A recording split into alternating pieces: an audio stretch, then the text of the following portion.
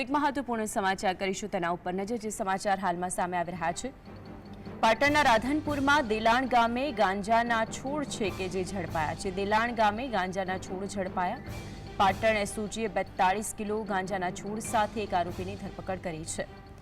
ગાંજાના છોડનું વાવેતર કરવામાં આવ્યું હતું। પાટણના રાધનપુરની અંદર દેલાણ ગામે ગાંજાના છોડ ઝડપાયા અને રાધનપુર પોલીસ દ્વારા તેને પકડી પાડવામાં આવ્યો છે। 42 કિલો ગાંજાનો છોડ છે તેની સાથે એક આરોપીની ધરપકડ કરી છે। આ જ અંગે વધુ માહિતી માટે સંવાદદાતા અલ્પેશ જોડાઈ ગયા છે। રાધનપુરમાં જે રીતે ગાંજાના છોડ વાવવામાં આવ્યા હતા, જો કે આરોપીની ધરપકડ કરવામાં આવી છે, વિગતો શું?